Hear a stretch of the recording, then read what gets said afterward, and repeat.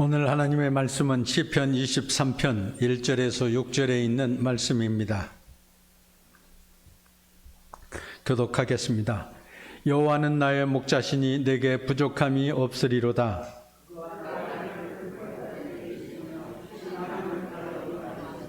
내 영혼을 소생시키시고 자기 이름을 위하여 의의 길로 인도하시는도다.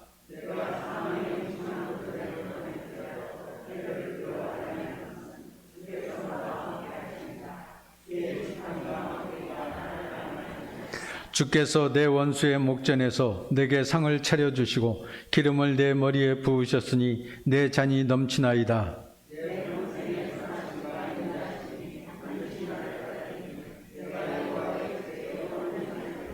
아멘. 인도의 몽골에서 선교 활동을 하다가 지금은 인도네시아에서 선교사로 활동하고 있는 이용규 선교사님이 있습니다. 그가 몽골에 있는 국제대학교에서 교수 사역을 하면서 신학생들을 양성하고 있었습니다. 어느 날 그는 몽골로 올라갔습니다. 몽골 내지로 들어가서 북쪽으로 올라가서 신학생들을 모집하기 위해서 많은 사람들을 만났습니다. 시베리아 벌판에 있는 소수민족에게도 복음을 전했고 또 중국에 있는 가정교회 가운데서도 믿음이 좋은 신학생들을 양육하기 위해서 신입생 모집을 했습니다.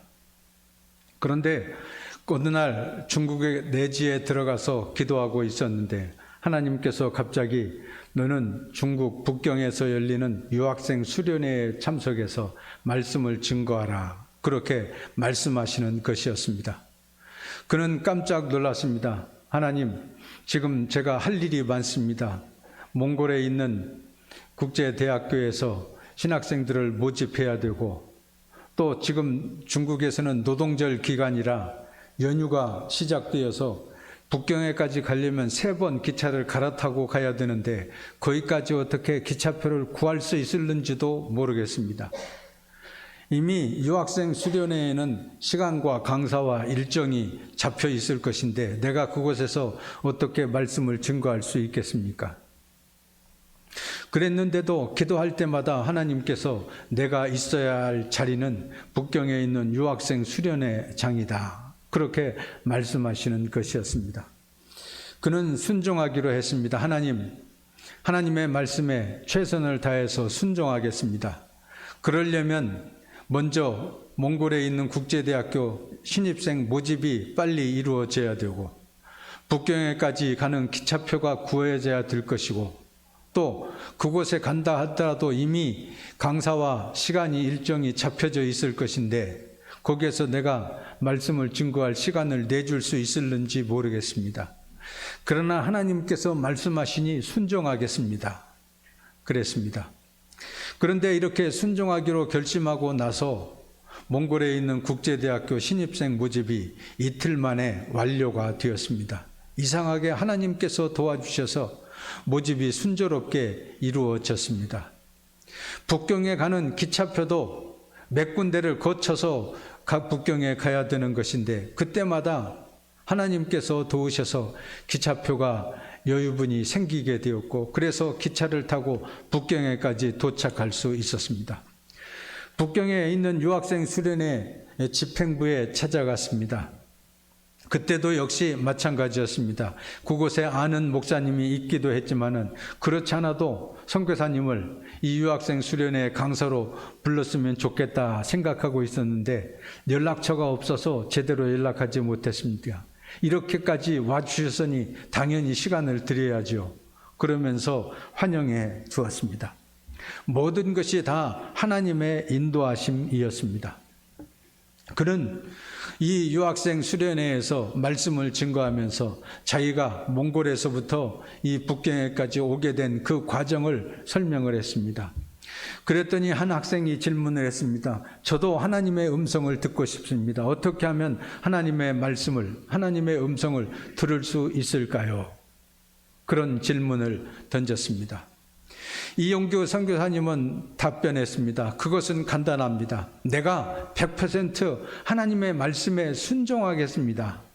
우리가 마음문을 활짝 열고 하나님의 음성에 귀를 기울이면 우리는 그 음성을 들을 수 있습니다. 그런데 보통 우리들은 그렇게 하지 않습니다. 그냥 내 생각과 내 계획을 다 잡아놓고 하나님의 말씀을 잘 들으려 하지 않습니다. 하나님, 이번에 우리 아이가 대학 시험을 치르게 되는데 합격할 수 있도록 도와주세요. 우리가 지금 집을 이사하려고 하는데 이사 과정이 잘 순조롭게 진행이 되고 그곳에 잘 정착할 수 있도록 도와주세요. 여러분은 이렇게 기도하지 않습니까? 하나님께 도와달라고 기도합니다. 하나님의 뜻을 묻는 기도를 하지 않고 내 생각과 계획을 다 세워놓고 하나님 도와주십시오. 그렇게 기도하는 것이 우리의 잘못된 기도 중에 하나입니다. 라고 대답을 했습니다. 하나님 말씀해 주십시오. 제가 순종하겠습니다. 우리는 이렇게 기도해야 됩니다. 기도의 핵심은 순종하려는 마음입니다. 우리가 얼마나 기꺼이 하나님의 뜻에 순종하는가 하는 것이 하나님의 음성을 듣는 비결입니다. 하나님께 내 인생을 맡긴다고 하는 것은 하나님을 나의 주권자, 내 인생의 주권자, 결정권자로 생각하는 것입니다.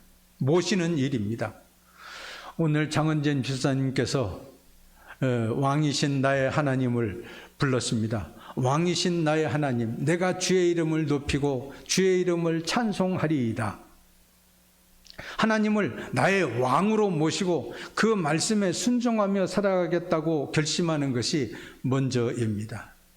그런데 우리들은 보통 그렇게 생각합니다. 그렇게 살려고 생각하면 사탄이 우리의 마음속에 와서 우리를 유혹합니다. 너 그렇게 하려다가 하나님이 내 재산 다 바치라고 하면 어떻게 할 거야? 하나님이 너 아프리카 선교사로 갑자기 떠나라고 하면 너의 모든 것을 다 내려놓고 떠날 수 있겠어? 이렇게 사탄이 유혹을 합니다. 사탄은 우리로 하여금 어떻게 해서든지 신실하신 하나님을 믿지 못하게 만들고 의심하게 만들고 우리의 잘못을 질책하거나 우리에게 무리한 요구를 하시는 하나님, 잘못된 하나님으로 오해하게 만듭니다. 그러나 우리가 믿는 하나님은 그런 하나님이 아닙니다. 하나님은 우리에게 무리한 요구를 하시는 하나님이 아니십니다. 사랑과 공의의 하나님이시고 참 좋으신 하나님이십니다. 신실하신 하나님이십니다. 하나님의 말씀을 우리에게 주시고 우리로 하여금 생명을 얻되 더 풍성한 생명을 누리며 살아가게 하시는 하나님이십니다. 하나님께서 우리에게 순종을 요구하시는 이유가 있습니다. 우리를 구원해 주시기 위해서, 우리를 더 좋은 길로 인도해 주시기 위해서, 우리에게 은혜 베풀어 주시기 위해서 우리에게 말씀하시는 것입니다. 그렇기 때문에 우리는 하나님의 말씀이라면 먼저 하나님께 순종하며 나아가야 될 것입니다. 하나님께서 우리의 삶을 인도해 가시도록, 이끌어 가시도록 해야 합니다. 오늘 본문에 보면 하나님께서 우리를 인도하신다 그렇게 말씀하고 있습니다. 2절에 보면 그가 나를 푸른 풀밭에 누이시며 잔잔한 쉴만한 물가로 인도하시는도다 그랬습니다. 하나님께서 인도하신다 그랬습니다. 3절에도 보면 내 영혼을 소생시키시고 자기 이름을 위하여 의의 길로 인도하시는도다 그렇게 말씀하고 있습니다. 시편 23편을 쓴 이 다윗은 언제나 하나님께서 이렇게 인도하시는 삶을 살았습니다. 하나님께서 반드시 내가 사망의 음침한 골짜기를 다닐지라도 해받음을 두려워하지 않게 하시고 주의 지팡이와 막대기로 안위해 주실 것을 믿었습니다. 좋으신 하나님을 믿었습니다. 믿고 순종했습니다. 하나님의 인도하심에 따라 살아갔습니다. 그러므로 우리들도 언제나 하나님께서 인도하시는 삶을 살아가야 합니다. 그럴 때 우리는 푸른 풀밭과 쉴만한 물가에서 살게 되는 줄로 믿습니다. 내 영혼이 소생되고 의의 길로 나아가게 되는 줄로 믿습니다. 그러면 우리가 어떻게 해야 하나님의 인도하심을 받을 수 있을까요? 그것은 첫째로 여호와 하나님을 나의 좋은 목자로 삼아야 합니다. 1절에서 다윗은 여호와는 나의 목자시니 내가 부족함이 없으리로다 그랬습니다. 양이 목자 없이 살아갈 수 있을까요? 거친 황야를 헤매다가 사나운 짐승의 밥이 될 수밖에 없습니다. 반드시 목자의 인도를 받아야 푸른 풀밭에서 먹이를 먹을 수 있고 쉴만한 물가에서 쉬기도 하며 물을 마실 수 있습니다. 양은 아무렇게나 자기 마음대로 혼자 돌아다니다가는 짐승의 밥이 될 수밖에 없습니다. 하나님을 나의 삶의 보호자, 도움을 주는 자 정도로 생각해서는 안 됩니다. 내 인생을 내 마음대로 살다가 좀 어려운 일 닥치면 그때서야 하나님 도와주십시오. 그렇게 생각해서는 안 됩니다. 하나님을 내 인생의 근본적인 주관자, 인도자로 믿어야 합니다. 무슨 일을 하든지 먼저 하나님께 기도하고 하나님의 뜻이 어디에 있는가를 살피고 그 뜻대로 살아가야 됩니다. 그래야 하나님께서 우리의 선한 목자가 되셔서 내게 부족함이 없으리로다. 우리로 하여금 그렇게 고백하게 하십니다. 카도리아라고 하는 미국에 있는 흑인 여성이 있습니다. 그녀는 미국 목화 농장의 소장농으로 태어났습니다. 그런데 그녀가 3살 때 그의 아버지가 일을 하다가 그만 크게 다쳐서 평생 불구자가 되고 말았습니다. 더 이상 목화 따는 일을 할 수가 없게 되었습니다. 그 농장에서 그의 가정은 쫓겨났습니다. 그러나 이 카도리아가 10살이 되었을 때 이제 목화를 자기가 딸 수 있었습니다. 그래서 열심히 목화밭에서 목화를 따는 일을 했고 돈을 모으는 대로 공부를 하기를 시작했습니다. 초등학교, 중학교, 고등학교, 대학교까지 마치게 되었습니다. 카도리아는 하나님께 기도했습니다. 하나님의 인도하심에 따라 이제 대학까지 졸업하게 되었는데 앞길을 인도해 주시옵소서. 그러나 그 당시에는 흑백 차별이 많이 있던 시절이었기 때문에 이 카도리아는 무슨 관공서에 취직할 수 있는 것이 아니었습니다. 좋은 직장을 얻을 수도 없었습니다. 그는 하나님의 인도하심을 믿고 기도하다가 군대에 들어가기로 결심을 했습니다. 거기에는 흑백의 차별도 없고 열심히 일을 하면 근무를 하면 진급도 할 수 있는 곳이 군대밖에는 없었습니다. 한창 이식 때 멋부리기 좋아하고 놀기 좋아하는 이 카도리아는 진흙탕 속을 뒹굴면서 힘든 군대 훈련을 받기를 시작했고 군대에 들어갔습니다. 주변에 있는 친구들이 그 힘든 일을 어떻게 하느냐고 거기에서 나오라고 말을 했지만 그녀는 제대할 때까지 끝까지 군대 생활을 했습니다. 대대장도 되었고 드디어 흑인 여성으로는 최초로 장군이 되었습니다. 별을 따기까지 했던 것이었습니다. 처음에 카도리아가 하나님께 기도했을 때 하나님 나의 앞길을 인도해 주시옵소서. 그렇게 기도했을 때 그녀가 별을 딸 수 있을 것이라고 생각이나 했었겠습니까? 그러나 하나님께 기도하고 믿음으로 하나님의 인도하심을 따라갔을 때 그녀는 장군이 될 수 있었습니다. 하나님께서 인도해 주셨습니다. 하나님을 나의 선한 목자로 삼고 생활해 나아갈 때 하나님께서 반드시 좋은 길로 인도해 주실 줄로 믿습니다. 둘째로 우리가 하나님의 인도하심을 받으려면 성령의 기름 부으심을 받아야 합니다. 오늘 본문 5절에 보십시오. 주께서 내 원수의 목전에서 내게 상을 차려주시고 기름을 내 머리에 부으셨으니 내 잔이 넘치나이다 그랬습니다. 기름을 내 머리에 부어주시니 내 잔이 넘치나이다 그랬습니다. 여기에서 기름 부으심은 바로 성령의 나타남과 행하심을 뜻합니다. 우리가 하나님의 인도하심을 받는다는 것은 내 생각, 내 머리대로만 되는 것이 아닙니다. 성령의 기름 부으심을 받아야 합니다. 성령께서 기름 부어 주실 때 우리는 충만한 하나님의 은혜를 힘입을 수 있게 되고 언제나 내 잔이 넘치는 복된 삶을 살아갈 수 있게 됩니다. 성령께서 우리의 심령에 기름 부어 주실 때 마음의 안위를 얻을 수 있게 됩니다. 새로운 용기를 얻을 수 있게 됩니다. 소망 가운데 기뻐하며 살아갈 수 있게 됩니다. 우리가 성령의 기름 부으심을 받으며 기도할 때 그 기도는 참으로 즐겁습니다. 성령의 기름 부으심이 있는 예배야말로 황홀한 기쁨의 시간이 될 수 있습니다. 하나님께서 우리와 함께 거하시는 놀라운 은혜를 누릴 수 있게 됩니다. 그렇다고 해서 우리가 매일 기도할 때마다 성령의 기름 부으심을 받는 것은 아닙니다. 예배를 통해서 하늘의 음성을 듣지 못할 때도 있습니다. 몇 시간씩 앉아 있어도 하나님의 응답이 없을 때도 있습니다. 그러나 저가 사모하는 영혼을 만족해 하시며 줄인 영혼에게 좋은 것으로 채워주심이로다. 시편 107편에서는 이렇게 말씀하고 있는데, 우리가 간절히 사모하는 심령으로 주님 앞에 나아가 기도할 때 주님께서는 성령으로 우리에게 기름 부어주시고 충만한 은혜를 베풀어 주시는 줄로 믿습니다. 기름이라고 하는 것은 그 기름에는 향이 있습니다. 올리브유는 올리브유대로, 감람유는 감람유대로 그 향기가 있습니다. 기름은 그 자체의 향이 있어서 우리의 기분을 상쾌하게 만들어줍니다. 성령의 기름 부으심은 예수 그리스도의 향기로 우리를 가득하게 합니다. 기름은 왕이나 제사장, 선지자의 직분을 위임하는 사람의 머리 위에 부어졌습니다. 이렇듯 성령의 기름 부으심은 하나님의 권세를 위임받는 것입니다.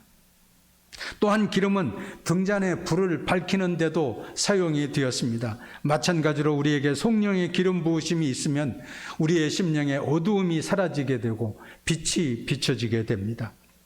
예로부터 기름은 상처 위에 바르기도 했습니다. 그래서 성령의 기름 부음을 받을 때 우리는 치유를 경험하게 됩니다. 살다 보면 누구나 힘든 시절을 겪게 됩니다. 열심히 노력했는데 일이 잘 안 될 때도 있습니다. 하는 일이 잘 안 되어서 오갈 데 없는 신세가 되기도 합니다. 이럴 때 자칫하면 우리는 낙심해 버리기 쉽습니다. 그러나 우리 믿는 사람에게는 성령의 기름 부으심이 있습니다. 하나님께서 한번 성령으로 기름 부어 주시면 우리에게 어려운 일이 쉽게 풀려질 수 있게 됩니다. 꽉 막힌 것 같은 일이 시원하게 뚫리는 것을 경험하게 됩니다. 하나님께서 우리 앞서가시며 우리의 앞길을 좋은 길로 인도해 주시기 때문입니다. 우리에게 성령의 기름 부으심이 임하게 되면 우리의 잔이 넘쳐나게 되는 줄로 믿습니다. 셋째로, 하나님의 선하심과 인자하심을 따라야 합니다. 6절에 보면 내 평생에 선하심과 인자하심이 반드시 나를 따르리니 내가 여호와의 집에 영원히 살리로다. 이렇게 다윗은 고백하고 있습니다. 하나님은 선하시고 인자하신 분입니다. 우리도 그의 성품을 본받아 선하고 인자한 마음을 가지고 살아가야 합니다. 그래야 우리가 하나님의 인도하심을 받게 됩니다. 하나님의 선하심의 인도함을 받게 되면 우리는 굳이 발버둥 치지 않아도 실패와 모욕과 가난과 질병이 우리를 비켜가게 됩니다. 하나님이 보내신 더 좋은 기회와 필요한 도움과 중요한 사람이 우리를 찾아오게 됩니다. 우리가 하나님을 믿고 그의 선하심과 인자하심을 따르게 되면 절대로 실망스러운 일이 우리에게 닥쳐지지 않습니다. 하나님께서 풍성한 은혜를 베풀어 주셔서 우리로 하여금 더욱 복된 삶을 살아가게 하시기 때문입니다. 오늘 이 시편 23편에서 다윗은 하나님께서 우리를 인도하신다, 그렇게 말씀하고 있습니다. 그러니 우리는 하나님의 인도하심에 순종하며 하나님의 이끄심에 따라 나아가기만 하면 되는 것입니다. 그런데 오늘 본문 2절에 있는 말씀에는 영어 성경에 보면 하나님께서 인도하신다, 그럴 때 이 인도하심이 영어로는 리드라고 번역이 되어 있습니다. 리드하신다, 우리의 앞서 길을 인도하신다, 그런 뜻입니다. 3절에서 보면 인도하신다 그렇게 되어 있는데 영어 성경에 보면 가이드라고 번역이 되어 있습니다. 안내한다 라고 하는 뜻입니다. 하나님께서 우리의 앞길을 인도하시기도 하시고 우리가 모르는 길을 안내해 주시기도 한다 하는 그런 뜻입니다. 우리가 익숙히 아는 길이야 잘 다닐 수 있지만은 낯선 곳에 가게 되면 어떤 곳에 가서 좋은 경치를 구경할 수 있을는지, 어떤 음식점을 찾아가야 맛있는 음식을 먹을 수 있을는지 잘 모릅니다. 그런데 그곳에 사정에 정통한 가이드가 있으면 우리는 그곳에 낯선 곳에 갔을지라도 좋은 것을 구경할 수 있게 되고 맛있는 음식을 먹을 수 있게 됩니다. 가이드가 필요합니다. 하나님께서 우리의 앞길을 인도해 주실 뿐만 아니라 우리의 앞길을 안내해 주신다고 말씀해 주시고 있습니다. 우리가 하나님의 인도하심을 받기 위해서는 오늘 본문에 나온 대로 첫째로 선한 하나님을 나의 선한 목자로 삼아야 됩니다. 둘째로 성령의 기름 부으심을 받아야 합니다. 셋째로 하나님의 선하심과 인자하심을 따라야 합니다. 우리 교회도 그렇고 여러분의 삶도 하나님의 인도하심을 받을 때 내게 부족함이 없으리로다, 내 잔이 넘치나이다, 이렇게 감사하며 살아갈 수 있게 됩니다. 언제나 하나님의 인도하심을 따라 순종하며 나아가므로 하나님께서 베풀어 주시는 풍성한 은혜 가운데 살아가는 여러분 다 되시기를 주의 이름으로 축원합니다. 선한 목자 되신 우리 주님을 찬양합니다. 우리가 사망의 음침한 골짜기로 다닐지라도 해를 두려워하지 않을 것은 주님께서 항상 함께해 주실 것을 믿기 때문입니다. 우리의 영혼을 소생시키시고 의의 길, 생명과 구원의 길, 좋은 길로 인도해 주시옵소서. 우리가 영원토록 여호와의 집 성전에 살게 하시고 예배와 찬양의 기쁨을 누리며 살아갈 수 있도록 도와주시옵소서. 언제나 우리의 앞길을 인도하시고 안내하시는 하나님의 인도하심에 따라 순종하며 나아가는 저희들 되게 하여 주시옵소서. 예수 그리스도의 이름으로 기도하옵나이다. 아멘.